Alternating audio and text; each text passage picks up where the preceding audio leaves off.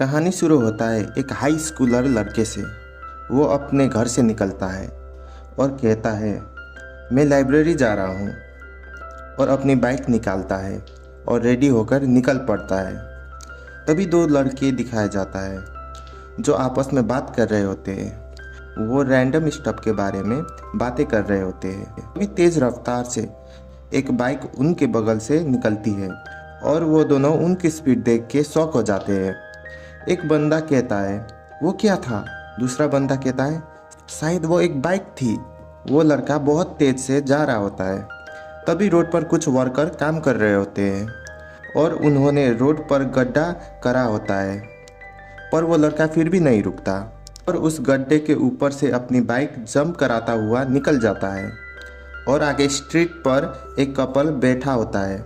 वो अपनी बाइक उनके ऊपर से जंप कराता हुआ निकल देता है और ज़मीन पर आते ही बैक टायर स्किड करता हुआ बाइक स्लो करता है और फिर धीरे धीरे पेडल करता हुआ चला जाता है।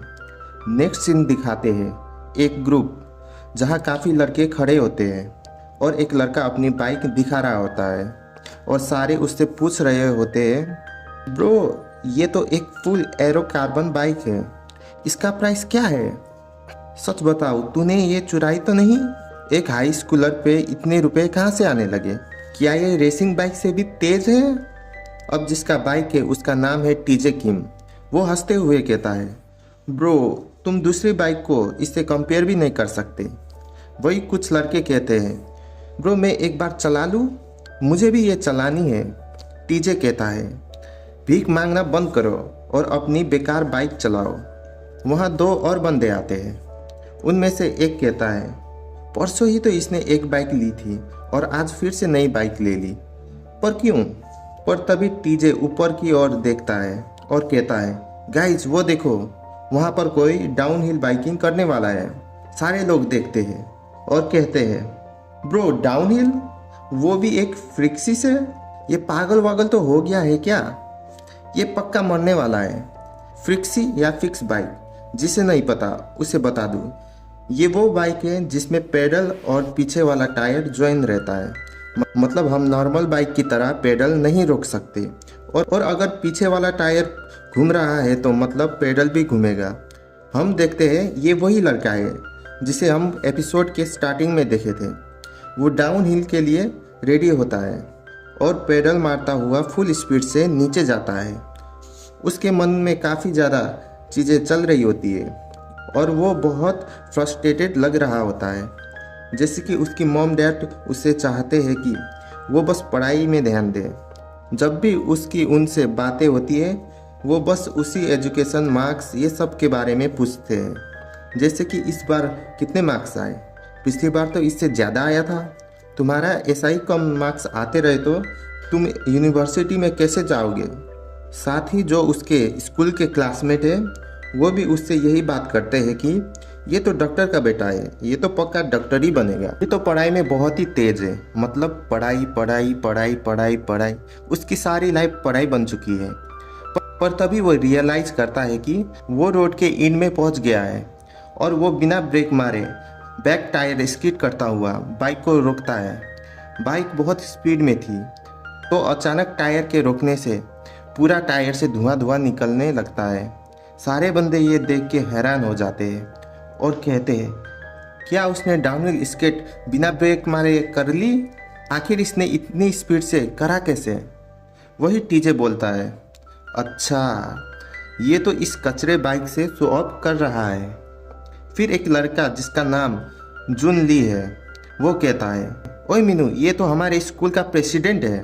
और हमें बताते हैं जुन ली, मीनू और जे जो कि अभी बाइक चला रहा था वो सारे सनी हाई स्कूल से हैं।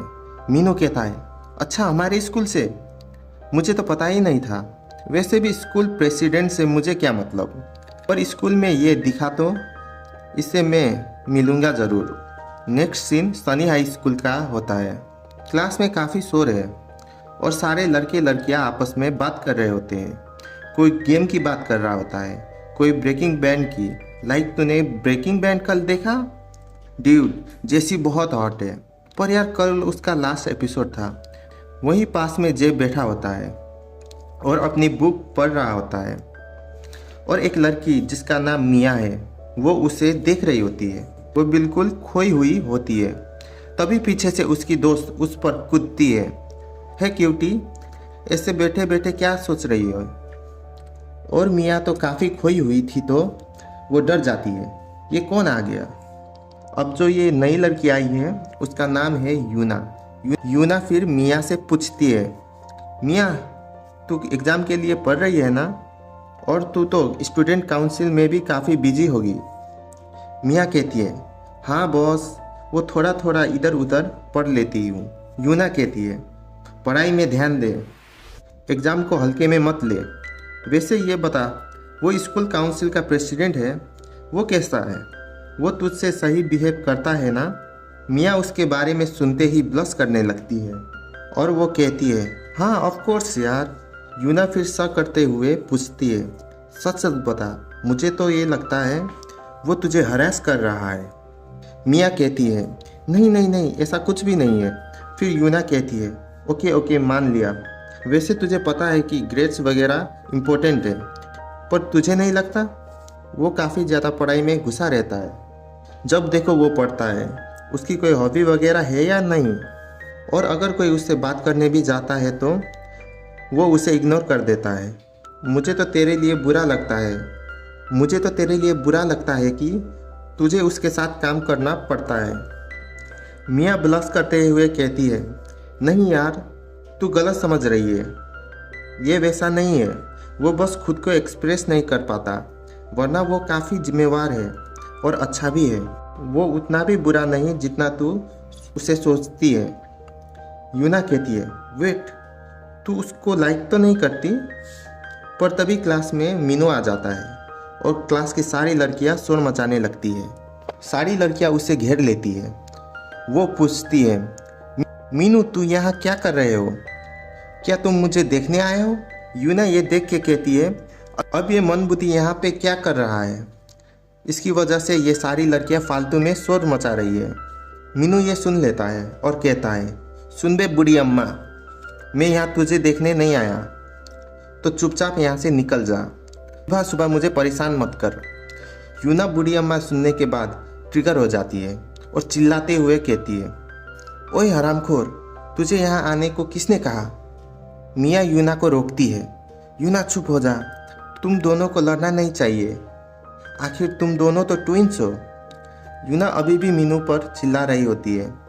वहीं पीछे एक दूसरा लड़का यूना को देख रहा होता है। वो मस्त अपने ख्वाबों में खोया होता है। वो कहता है, वाह यूना गुस्से में भी कितनी क्यूट लगती है। इस लड़के का नाम डोमक्यांग है और इसके नाक के नीचे हमेशा बैंडेज लगा होता है। फिर मीनू को देखते हैं, वो परेशान हो जाता है और कहता है, काश ये लूजर मेरी बहन ना होती। मुझे तो ऐसा दिखाना चाहिए कि मैं इसे जानता ही नहीं।